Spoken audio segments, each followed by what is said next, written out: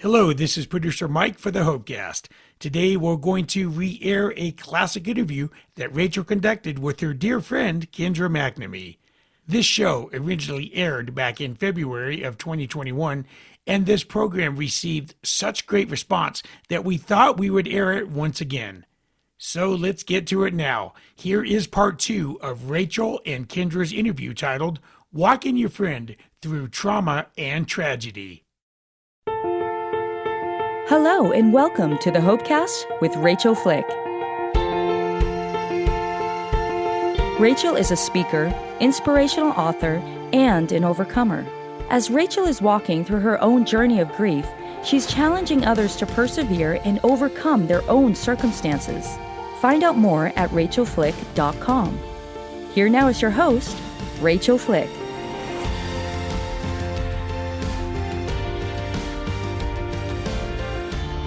Hey everybody, welcome back to part 2 of my interview with Kindra McNamee, one of my dearest friends in the whole world. She and I are tackling the story of her entering into the grief journey with me after Micah passed away.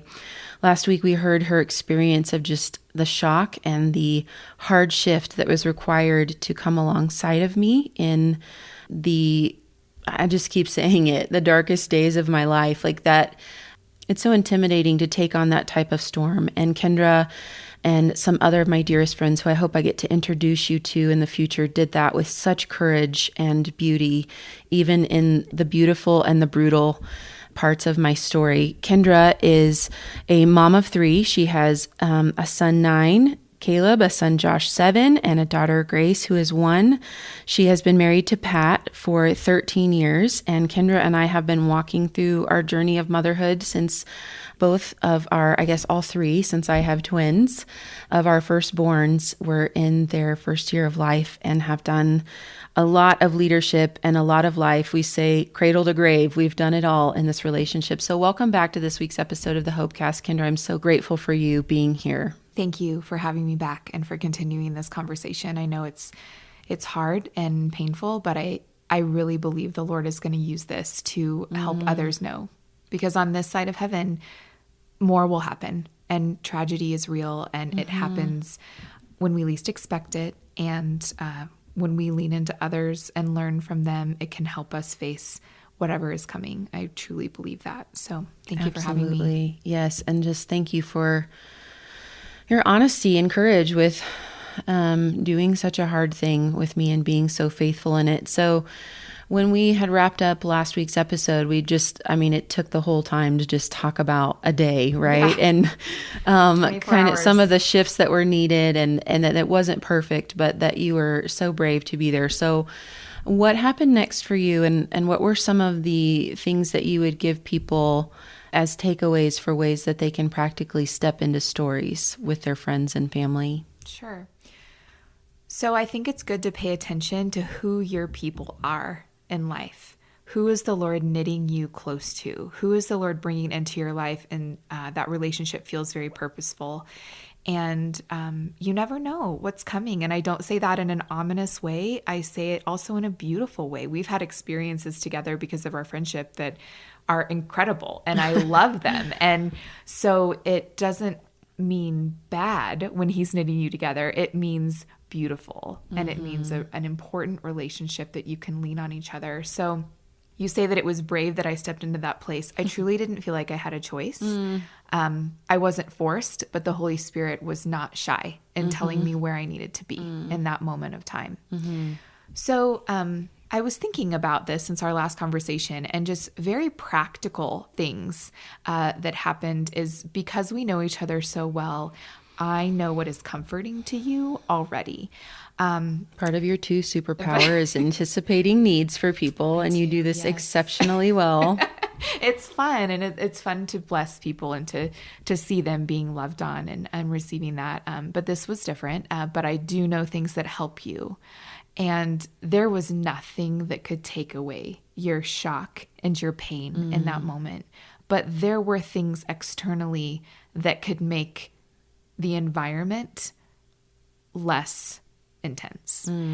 What were some of those things? I remember getting your robe for you. I remember going down and I wanted to clean up your room for you.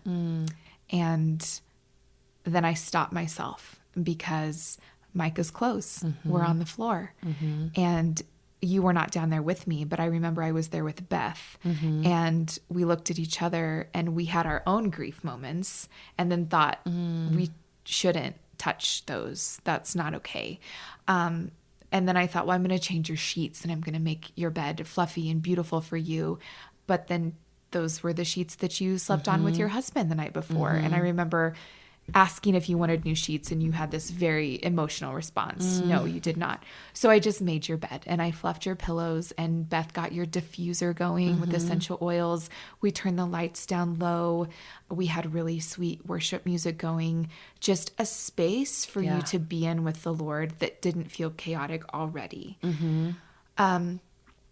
A few days went by truly before you ate anything. And I remember feeling progressively like anxious about that. Like she is going to die. I pretty much didn't eat anything that year. I didn't really eat anything. But you know what? Our bodies are amazing, created by the Lord. And when you are in a place of such extreme pain, systems just slow down. So just the body be went into fight or flight. Absolutely. So be encouraged. If you are walking with someone through tremendous grief and they're not eating, it's okay. Get them to drink water because they're probably crying a ton and getting very dehydrated. Water and coffee were really powerful for you. Yeah. But be okay with that if they're not doing normal, basic things in that initial time of shock. Absolutely. I remember then, because of the nature of how he died, there was going to be 2 funerals. There was going to be a private ceremony for friends and family. There was going to be a public, is it a state funeral? Is that technically what it's called? Okay. With thousands? Over 8,000, I think 10,000 at the state funeral. And that had to be planned in that week, that first week. My dear friend Rachael, like I said, know your people. She hates admin on her very best day of her life. Like anything admin related, she would like to poke with a fork and never see it again. I thrive on admin. And so it was really interesting how our friends, again, Beth and Viola, they also are beautiful with admin, that the 3 of us, the Lord allowed us to just sway back and forth from sitting Shiva with you and taking care of you and also jumping into gear with and really buffering me. I mean, honestly, I have so very few memories of what you were doing. A lot of what do you want and what do you want. We would have an idea of what you didn't want, and then we would know if it was something that was really important to you, like the slideshow, for instance. There were several people saying, I don't think we have time to put this together. And I know you and your love of photography and pictures and memories and music. I said, this is not an option. This will happen. We need to. And again, my not normal. You didn't people please. No, it was crazy how the Lord empowered me. So jumping into my own giftings was actually very cathartic for me that week. And it was a blessing for you because it was things you didn't have to do. So I remember that week, yes, being in my giftings, but also having to step completely out of my comfort zone and go with you into some really hard places, the coroners and the funeral home. My experience with death is very minimal in my life. I'm grateful for that. I've had grandparents pass away who've lived long, beautiful lives, and we've celebrated them as they've gone to live with Jesus. This was my first experience of having a friend die. Yeah, and someone I think my for own all of age. us, honestly, it was one of the first. Yeah, and so everything, just the logistics that follow to care for your spouse when they have been killed and what that looks like. But then add to that the public, the necessity, the honor, the regale that goes with a police officer being killed in the line of duty. It's next level. I mean, everywhere we went, there were hundreds of motorcycle cops, and it was on the news, and they closed the roads. Yeah, you couldn't go anywhere without having a processional, which at first I'm like, this is crazy. And then I look back and what beautiful honor. Like, holy honor. Micah's body was never alone that week. Never. He always was accompanied by a member of the honor guard, no matter day or night, at the coroner, at the funeral home. Their honor guard was always with him. Yes. And to see that, I had a new appreciation for law enforcement too after this whole thing. I've always been a huge fan, but this was incredible to see what they do to honor their fallen friend. So to be available no matter what is asked of you. I personally have never chosen on my own to witness an open casket, but that was asked of me that week. And with honor and with the strength of the Holy Spirit, I walked through that with you. Yeah. And the Lord showed up every place we go. And I say that, like, I know it sounds so basic for theology, but to feel his presence every moment of every day that first week. It was so tangible. So tangible. So things that I never thought I would do, I didn't want to do. When he asked me to do it, he 100% empowered me. So just an encouragement. If he's asking you to do something in a support role that you think, I can't do this, you're right. You can't do it on your own, but you absolutely can do it if Jesus is asking you to do it with your friend. Oh, man. And he asked you for a lot. And you did. You were with me every single day. And I mean, those were not 9 to 5 days. Those were like the moment of waking till after I went to bed. Oh, I remember something too, that a beautiful thing that happened that week is there was an abundance of food for you. And since you were only eating 1 raspberry per day, there was so much. So we were trying to find other ways for people to help and to serve, because it's what the Lord was asking them to do. People fed my family for a whole week. Know that. Yeah.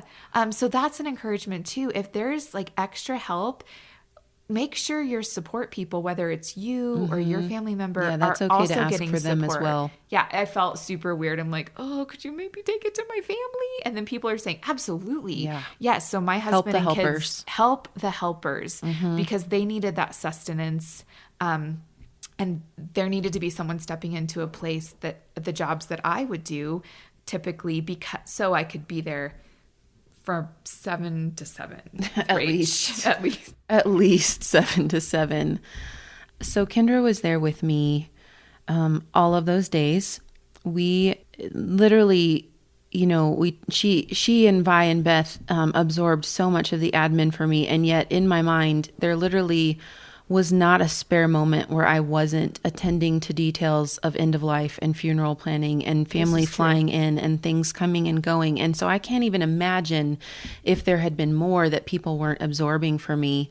And it wasn't just like, could you file this? Could you do some data entry? It was, can you enter into an administrative place of meeting with the funeral director, choosing the casket? Do we like this, enamel? Do we want eagles on the side? Do we, what color satin lining? Do you want, what kind of flowers? I mean, like those are administrative decisions, but that is an incredibly grief-charged, emotion-laden space. If you guys don't know this already, grief makes you crazy and it brings out the best in people and the worst in people. And so not only was Kindra navigating how to help me through this week, she's navigating all of the people who are playing bumper cars in their pain that were coming through the house, hundreds of people in the house, trying to facilitate communication. The load of what to do being so heavy that we were planning the family funeral surrounded by 10 people, pastors, law enforcement, friends, Micah's mom, and I'm getting my hair foiled. It was time for me to get a cut and color, and I was like, well, if I'm going to be on television giving the eulogy, I should probably get my hair done, right? It's so practical. But that was the pace of that week. And so, Kindra, how did you get through that? Like just practically for your body, with your family.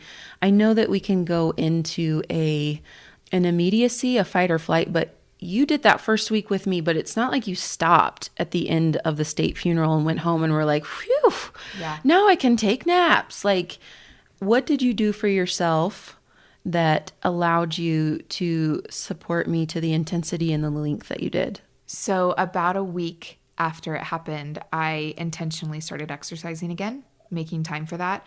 It felt like a huge waste of time. At first, it felt like disrespectful to you. Interesting. Rachael Okay. needs me, but the body can only go so long in Right. fight or flight. I do believe I was in fight or flight for a week, which is a long time to stay in that space. I doubled up on vitamins. I was trying to drink a bunch of water.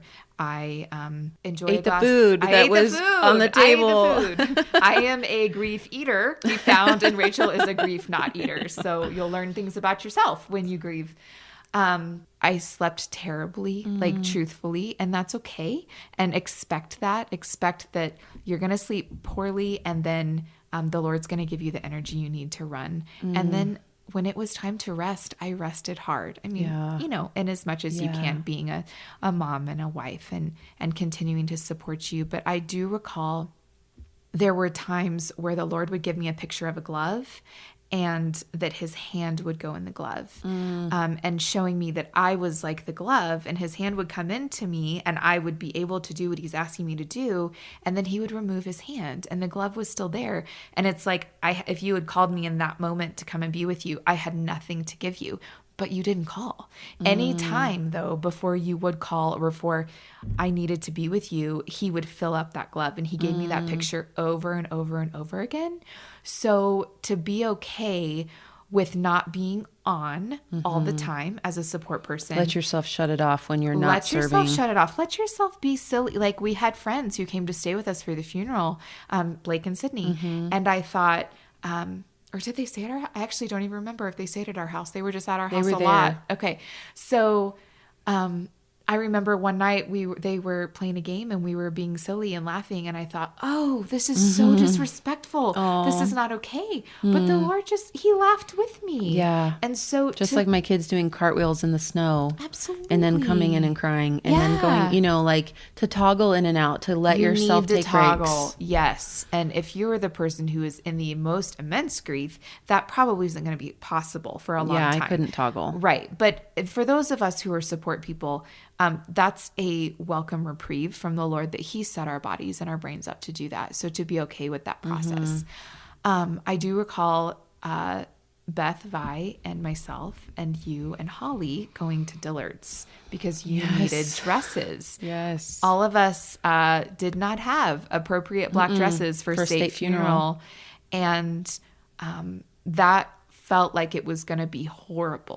I mean, how do you go in and pick the dress for your husband's funeral? Right. But we ended up, I think it was a combination of shock and being delirious and being exhausted, and It was also somewhere the normal. joy of like shopping. going to the We mall. like to shop. Like we yeah. have positive associations with going together someplace fun. Yes. Even though it was like the worst reason ever. I But we were still remember together. The dark humor that reared its ugly head, though. Some serious dark be humor. okay with that as a Yeah. support person. If your grieving person goes down that dark humor path, just join them. It's okay. So I specifically remember this, that we were buying shoes. Yeah. And, you know, Micah was on a county employee salary, and we pinched our pennies very tightly. And, you know, I always tried to minimize my spending. And this was really hard for me to be like, okay, I'm buying 3 dresses and, you know, a wool peacoat and new shoes. And like, I just didn't have anything that was appropriate for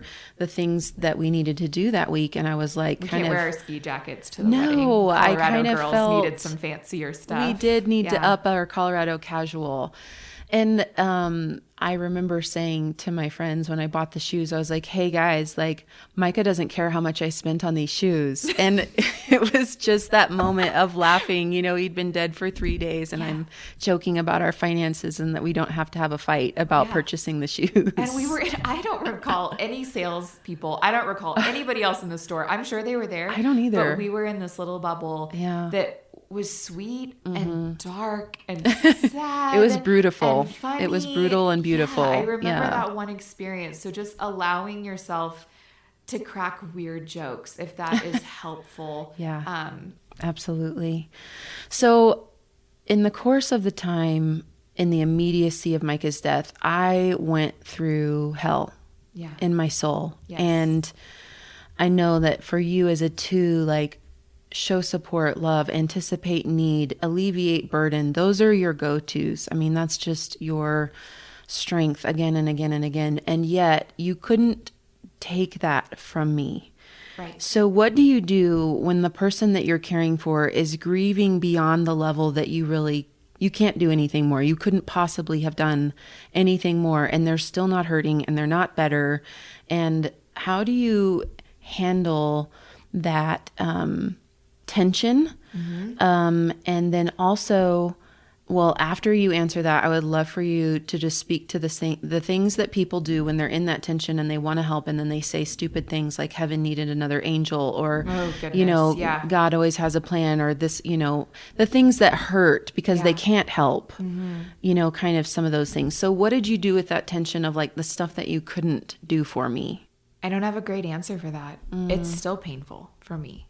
I still wish I could have taken more of that for you in that first year. It was a solid year, I would say, before there was a turn for you. And then there was a new year of different hard. Yeah. I sought wise counsel from pastors, from women who had lost their husbands, who are pastors in our lives. And I would say, what is to be expected and what is outside of the realm of what we could expect. And it kind of was just like a test for me of, am I doing enough to support her? Am I overstepping and stepping into the place where only Jesus can comfort her? Or should I resource others because she might need help in this specific area because I don't see her bouncing back? What I learned is that normal was way longer grief and pain than what I expected. I didn't think you'd snap back into feeling great, but I was surprised with the length of the grief process. And everyone's going to have a different length. And it's going to be different from a traumatic tragedy versus like someone like our grandparents who died full lives surrounded by their family in hospice, and were ready to go home. Right. It is different. It does. The tragic incident does affect the length of and intensity of the grief. And this, there's not much worse than having your husband murdered at a young age in your 30s. So, I don't have a great answer for that other than seeking wise counsel of people who have either been in a similar situation or who are very well connected into my life and your life, or for our listeners and you and your person's life, and letting yourself off the hook when you don't do it great, and knowing that you cannot maintain the level of support that is required in the immediate, let's say 3 months out, 6 months out, 1 year out. My expectations for myself were really high. The Lord gave me an order, and that's not too strong of a word, and I was going to rise to that occasion. And above. Until I crashed. And I did multiple times. Then there were places where it got messy and muddled because I would step into a place where you just needed to be with Jesus. And I wanted to take that from you. And you would call me at night and you would be crying and I would come over. And I'm like, what can I do? I'll make you a bath, or I'll put your diffuser on her. And I could do all the things and you were still in so much pain. Yeah. And so I'd try, and then I would get into fixing because I'm like, well, it's been 6 months. I'm going to start fixing, which is never our role as the support person. When the Lord asks you to sit Shiva and to walk with a friend through tragedy, very rarely in my experience did he call me to fix anything, because those are two separate things. And you didn't really need fixing. You needed things. You need presence from me. And then you sought on your own wisdom on, is this normal? Is this how I should be feeling? Going to other widows and grieving people, don't underestimate your grieving person's ability to resource for themselves, or do some resourcing for them. You do not have to be everything to them all the time, and it's not possible and it's not healthy. You made some appointments for me for counselors and therapy for when I just couldn't do any more admin. Right. And so in that way, it was someone else helping me, but you helped me get there. And I could sense when something was all of a sudden above my pay grade, where your level of pain was at a place where I had not experienced that with myself or anyone else. and I didn't know what the right thing was to say. Yeah. So I would sit with you, and then I would do admin of sourcing some help for you. Mm-hmm. And, truthfully, we could do 10 episodes on this, but it got to a point where there were places where we were too involved with each other. We were too enmeshed. We were too I think entangled. honestly, if I process, I think in some ways you stepped into that spousal place in my heart, not in an inappropriate way or any way that you would associate a spouse with romantic connection, but just you became my person. Yeah. And I processed with you, and I called you, and I spent the time with you, and you went with me to all these appointments and did all of these things. And when you lose your spouse, you have this gaping hole and all of these emotions and all of these things and all the roles that they've played for you. And in many ways you stepped into those, and we had to find a way out over time to begin to unweave some of those and allow me to stand on my own 2 feet again. Yeah. So be encouraged if you feel like maybe you're in that place.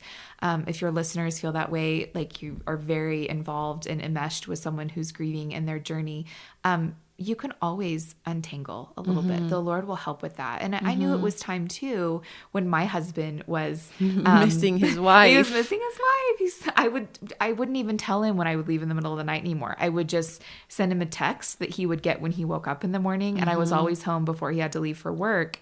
But he started to say, like, I need you not to just leave during the night. Like, just disappear. You just disappear. Yeah. And so there is a beautiful progression that happens that can happen. It starts so intense, so many hours we spent together.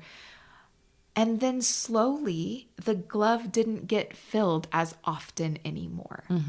And you didn't need me as much. I began to grow around the pain. You began to grow around the pain. My life started moving forward in areas that had been stagnant for a long time. I mean, that our daughter, who we waited for 6 years, it was so interesting because we were actively hoping to get pregnant during this whole season. And with no medical explanation, the Lord was just no. And it wasn't until it was about 15 months after Micah died. Turned a very significant corner in your grief season. And then I did become pregnant with our daughter. And so, I'm sorry for holding that up. I feel responsible for how long you struggled with those prayers for grace. 39-year-old with a 1-year-old. It's going so well. Geez, Micah. I know, right? So the Lord has all of this in his hands, and the way that he orchestrated my life to be able to support Rachael was so beautiful looking back. But just know that it's not without mistake. It's not without not doing it perfectly. It's not without your own pain. I had to go to therapy for my own grief over Micah, and that's okay. And I readily admit that. My children both went to a child psychologist following Micah's death because they had really big feelings and really little bodies. And so make sure that your own self-care doesn't get completely thrown out the window, but be okay with the fact that it's going to be diminished for a while when the Lord calls you to a support position like this.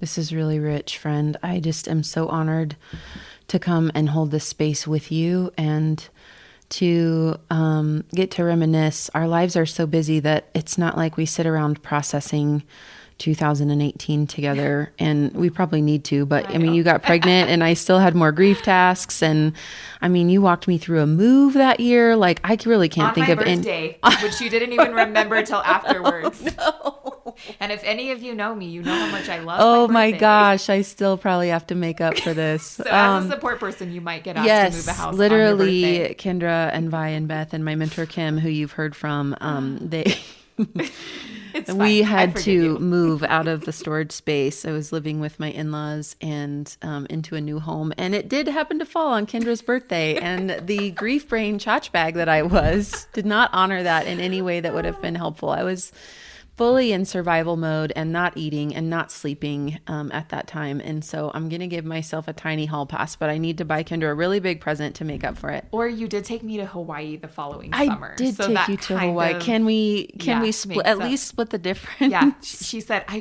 feel like I want to take the kids to Hawaii, but I need a support person. Do you think you'd maybe want to come with me and Vi? And I'm like, oh, that sounds so terrible. Yes, absolutely. So Hawaii is very helpful with healing. Hawaii is a beautiful place to heal. It is. Yes. We spent some beautiful mornings on the lanai drinking coffee together and just processing life and walking through that. So again, the brutal, right? The brutal and the beautiful hard. And we've pretty much done it all. I pray in Jesus' name that we've done it all. Like, don't let there be anything else.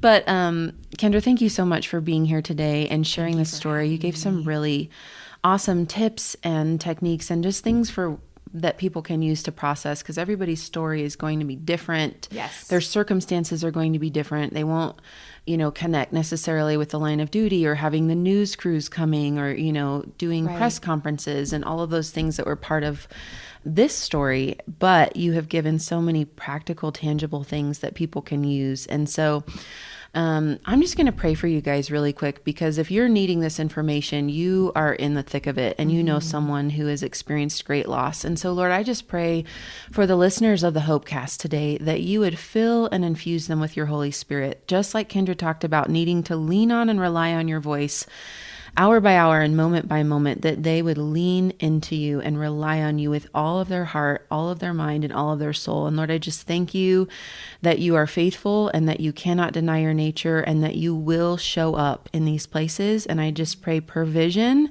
over these families who've experienced loss and need the support. And Lord, I pray that you would help the helpers, that the people who have compassion fatigue right now, who have loved so much and gone so far with the people in their life, and now they need support, that you would just be speaking to those people right now, that it is okay to ask for help. It's okay to care for your body. It's okay to take breaks.